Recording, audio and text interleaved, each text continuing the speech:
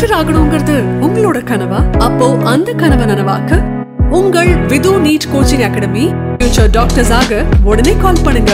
Edappadi Palaniswami road show எப்படி போயிட்டு இருக்கு? ரோட் ஷோ வந்து கோயம்புத்தூரை பொறுத்த வரைக்கும் அது சக்ஸஸ்ஃபுல் தான் நீங்கள் எடுத்துக்கிடணும். 10 எம்எல்ஏ அவங்களுக்கு கோவையில் மட்டும் இருக்காங்க, நல்ல வெல் ஆர்கனைஸ்டு. அப்புறம் பாயிண்ட் டு பாயிண்ட்ல வந்து கூட்டங்கள்லாம் வந்து ரொம்ப கரெக்டாகவும் இருந்தது. எடப்பாடி பழனிசாமியும் ஒரு லோக்கல் ப்ராப்ளத்தோட, அதாவது தொழில் வரி உயர்வு, மின்சார வரி உயர்வு, லோக்கல் ப்ராப்ளத்தோடு பேசுறாரு. அவரோட காலையில் வாக்கிங் போய் அவர் பேசுறது இது எல்லாமே எடுபட்டு இருக்குங்க, அதெல்லாம் இல்லைன்னு சொல்ல முடியாது. இல்லை அப்படித்தான் தோணுது. ஏன்னா ஆர்கனைசிங் ஆள் வேணும் இல்லையா? இப்போ நம்ம பணம் கொடுத்து கூட்டம் வருது எப்படி நம்ம சொன்னாலும் அந்த பணத்தை டிஸ்ட்ரிபியூட் பண்ணுறதுக்கும் அந்த கூட்டத்தை கூட்டிகிட்டு வர்றதுக்கும் இவ்வளோ ரூபாய்க்கு இவ்வளோ பேருன்னு கூட்டிகிட்டு வரதுக்கு ஆள் வேணுமே. கோவையை பொறுத்த வரைக்கும் சக்ஸஸ் தான் நான் எடுத்துக்கிறேன். ஆனால் பொதுவாக வந்து வாக்காளர்களை தெரிந்து கொள்வதற்கும் புரிந்து கொள்வதற்கும் தான் இது உதவும்.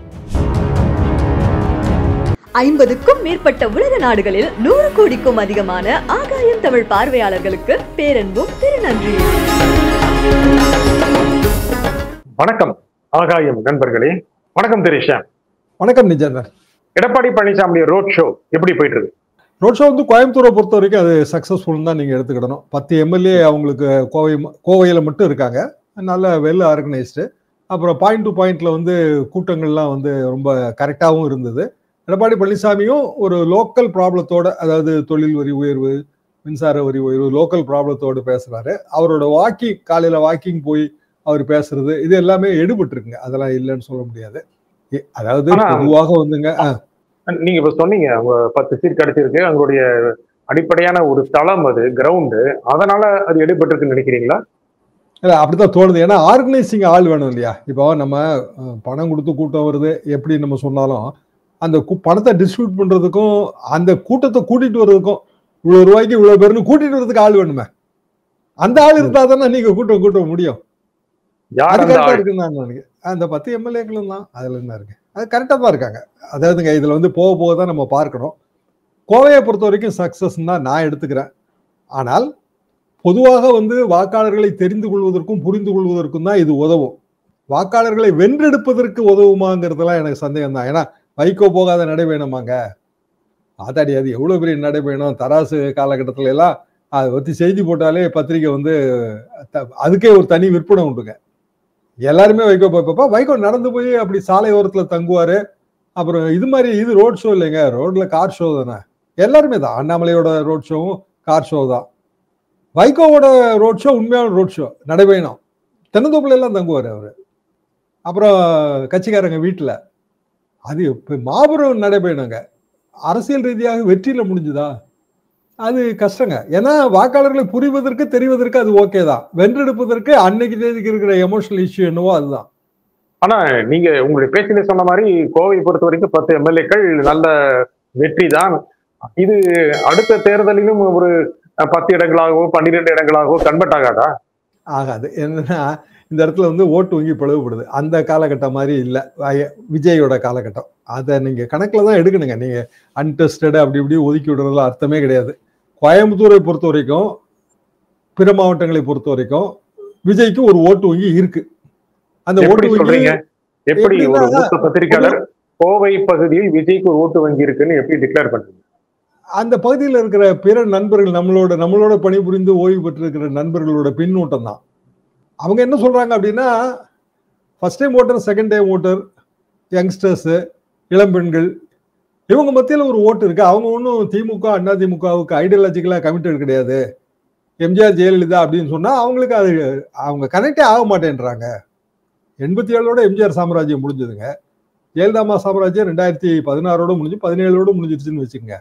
கனெக்ட் ஆக மாட்டேன்றாங்க. இவங்க எல்லாருமே இப்போ வந்து சேர்ந்த வாக்காளர்கள் தான். அப்ப அதுக்காகலாம் அவங்க ஓட்டு போடுறது இல்லை. ஈவன் ஃபார் தட் மேட்டர் கலைஞரோடையுமே அவங்க கனெக்ட் ஆக மாட்டேன்றாங்க. விஜயோட எப்படி கனெக்ட் ஆகுறாங்கிற கேள்விக்கான விடை அவங்க என்ன வச்சிருக்காங்க அப்படின்னா, மாற்று. 2 பேரும் டயர்ட் ஆயிட்டாங்க, 2 பேருக்கும் மாற்று வந்து ஒருத்தர் வராரு, அவருக்கு ஏன் ஓட்டு போடக்கூடாது, இப்படி ஒரு அந்த மாற்று சிந்தனை உண்டுங்க, எப்போதுமே தேர்தலில் உண்டு. கோயம்புத்தூர்ல அதிகமா இருக்குன்றாங்க அவங்க. சில மாவட்டங்களை கேட்டா எங்க மாவட்டத்துல அதிகம்ன்றாங்க. எந்த மாவட்டத்துல விஜய்க்கு அதிக ஓட்டு வங்கிங்கிறதுல போட்டி நடக்கு. அது வந்து யாருக்கான ஓட்டு பிரிவா, இன்னைக்கு டெக்கான் கிரானிக்கல்ல ஒரு ஆர்டிகலும் பண்ணியிருந்தாங்க, யாருக்கான ஓட்டு பிரிவாக மாறும் அப்படின்னா திமுக அதிமுகவுக்கு 2 கட்சிக்குமே சம அளவுல ஓட்டு பிரியும். சீமானுக்கு அதிக அளவுல ஓட்டு பிரியும். இப்படியான கருத்துருவாக்கங்கள் இருக்கு. தேர்தலுக்கு பிறகுதான் நம்ம பார்க்க முடியும்னு வைங்களேன். அப்ப நடைபெறும் பாதிக்கப்பட போறது யார்? ரொம்ப பாதிக்கப்பட போகுது. நீங்க 3 கட்சி சொன்னீங்க. ரொம்ப பாதிக்கப்படும். கட்சியில அதிமுகவோட சிக்கல் அதிமுக சினிமா வசீகரம்ங்கிறது அங்க எப்பவுமே உண்டுங்க. இது எல்லாம் போவாங்க. இயல்பாகவே அரசியல் ரீதியான குடும்பங்கள்ல இருந்து எந்த கட்சி புதுசா வந்தாலும் ஒரு குடும்ப உறுப்பினரை அதுக்குள்ள இறக்கி விட்டுருவாங்க. ரசிகர் மன்றத்திலே இறக்கி விடுறதாங்க. அடைக்கல் ராஜ் எம்பி எல்லாம் அந்த காலத்துல திருச்சியில காங்கிரஸ் எம்பி. ரஜினி ரசிகர் மன்றத்தோட ஒரு ஃபுல்லி கனெக்டடு. அவங்க எந்த கிரிக்கெட் போட்டி எது நடத்தினாலும் போயிடுவாங்க. கால்பந்து போட்டினா ஒரு பந்து வாங்கி கொடுத்துருவாரு, கிரிக்கெட் போட்டினா பேட் வாங்கி கொடுத்துருவாரு. ரசிகர் மன்றம் வேலை பார்க்கும் தேர்தல் டைம்ல. ஆனா அந்த ரசிகர் மன்றம் அரசியல் கட்சியா மாறும்போது அவங்க பழையபடி பேரண்ட் பார்ட்டிக்கே திரும்பிடுவாங்களா, திரும்ப மாட்டாங்களான்னா, இப்ப இருக்கிற யங் மைண்ட் செட்டு அவங்க சீனியரோட அட்வைஸ் எல்லாம் பெருசா கேட்கறது இல்லை. பொதுவாகவே வாழ்க்கை பூராவே நீங்க அதை எடுத்துக்கிடலாம். அப்போ பழைய பொலிட்டிக்கல் கான்செப்ட்ல இல்லப்பா நம்மலாம் இந்த ஃபேமிலி, திமுக ஃபேமிலி, அதிமுக ஃபேமிலி, நம்ம சூரியனுக்கு தான் போடணும், இலைக்கு தான் போடணும்னா இன்னைக்கு இருக்கிற யங் ஓட்டரை அதுக்கு எந்த முக்கியத்துவம் தர போறாங்க, தரமாட்டாங்க அப்படிங்கிற ஒரு கருத்து இருக்கு. இந்த நீங்க சொன்ன இந்த ஜங்க் ஆஃப் ஓட்டர்ஸ் அவங்க டில்டிங் ஃபேக்டரா இல்ல டிசைடிங் ஃபேக்டர்? டிசைடிங் ஃபேக்டர்னு நான் சொல்ல மாட்டேங்க. டில்டிங் ஃபேக்டர்னு எடுத்துக்கிடலாம். என்ன காரணம்னா ஒரு 5000 ஓட்டுக்குள்ள ஒரு குறைந்தபட்சம் 40 தொகுதியாவது டிசைட் ஆகும் எந்த தேர்தலையும். 5000 ஓட்டோ 8000 ஓட்டோ அது குரூஷியல் ஓட்டு. 20000 ஓட்டு அதெல்லாம் அது ஆட்டோமேட்டிக்கா ஜெயிச்சிடும். ஒரு கட்சிக்கு செல்வாக்கு இருக்கு 20000 ஓட்டு டிஃபரன்ஸ்ல ஜெயிக்கிறது, ஒரு கட்சிக்கு செல்வாக்கு இருக்கு 200 ஓட்டு டிஃபரன்ஸ்ல ஜெயிக்கிறது. ரெண்டுமே வெற்றி தான். தோத்தவன் தான். அடுத்த 5 வருஷத்துக்கு அவன் எம்எல்ஏ பதவியை மறந்துடுவான். 200 ஓட்டுல ஜெயிக்கிறதுக்கும் 20000 ஓட்டுல ஜெயிக்கிறதுக்குமான வித்தியாசம் என்னன்னா இந்த டில்டிங் யாரு கொடுக்க போறாங்கிற வித்தியாசம் தான். அதை விஜய் கொடுக்குறாருங்கிற மாதிரி தான் எனக்கெல்லாம் தோணுது. நீங்க டிசைடிங் ஃபேக்டர் இல்ல அப்படிங்கிறீங்க. டில்டிங் ஃபேக்டர்னா அந்த டில்ட் பண்றது. கடந்த தேர்தலில் 2020 சட்டப்பேரவை தேர்தலில் ஓபிஎஸ் எல்லாம் இருந்தாரு. அதுல கிட்டத்தட்ட 3.5% வித்தியாசத்துல திமுக கூட்டணி ஜெயிச்சது. நீங்க இப்ப டில்ட் பண்றது அந்த 3-4% திமுக சாதகமா போயிருமா, அதிமுக சாதகமா? பொதுவா ஓட்டு பிரிப்புங்கிறது ஆளுங்கட்சிக்கு சாதகமா இருக்குங்கிறதா நான் அனுபவபூர்வமா பார்த்தது. சமீபத்திய உதாரணம் 2016 ஜெயலலிதா மறுபடியும் முதல்வரானது. எல்லா தொகுதியிலையும் ரெட்டையில நின்றுச்சு. 234 தொகுதியிலையும் மொத்தத்துல நீங்க சொல்ற மாதிரி 1% தான் வித்தியாசம். ஆனா திமுக ஆளுங்கட்சி வாய்ப்பு 5 வருஷம் இழந்தது இல்லை. 4 அணியா பிரிஞ்சதுங்க. மக்கள் நல கூட்டணி தான் 4வது அணின்னு வச்சுக்கலாம். 6% ஆவரேஜ் ஓட்டு. 6%ங்கிறது ரொம்ப பெரிய ஓட்டு இல்லைங்களா? மக்கள் நல கூட்டணிக்கு எந்த லாபமும் கிடையாது. டிசைடிங்க அவங்க எதுவுமே கிடையாது. ஆனா மற்றவர்களுக்கு அந்த லாபம் கிடைச்சது, குறிப்பா அதிமுகவுக்கு. இந்த மாதிரி திமுக ஆளுங்கட்சிக்கு எதிரான ஓட்டு வங்கி பிளவு விடுது அப்படின்னா மறைமுகமான லாபம் கண்டிப்பா திமுக அணிக்கு தான். அதுல எனக்கு சந்தேகம் இல்லை.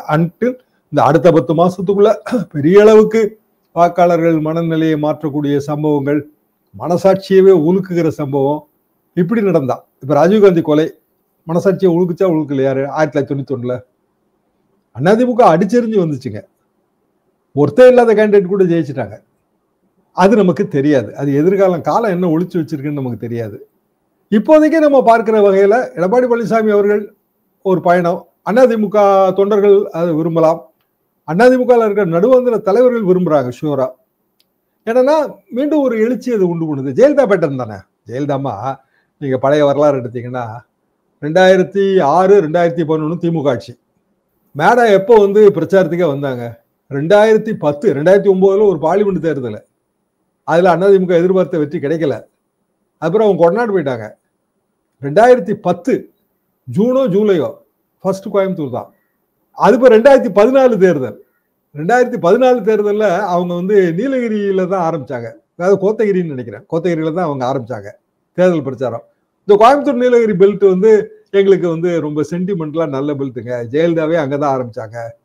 6 மாசம் 8 மாசத்துக்கு முன்னாடி நம்ம ஆரம்பிக்கும் போது அது எங்களுக்கு கரெக்டா ஒர்க் அவுட் ஆகும். இது அங்க கோயம்புத்தூர் அதிமுக நண்பர்களோட கருத்து சரிதான். ஓரளவுக்கு அது சரியில்லைன்னு நம்ம புறந்தள்ள முடியாது. இந்த நிகழ்ச்சியில் உங்கள் கருத்தில் குறித்து சேர்த்திருக்கிறார். மிக்க நன்றி. மீண்டும் ஒரு நிகழ்ச்சியை சந்திப்போம். நன்றி, வணக்கம். டாக்டர் ஆகணுங்கிறது உங்களோட கனவா? அப்போ அந்த கனவை நனவாக்க உங்கள் Vidhu NEET coaching academy future doctors ஆக உடனே கால் பண்ணுங்க.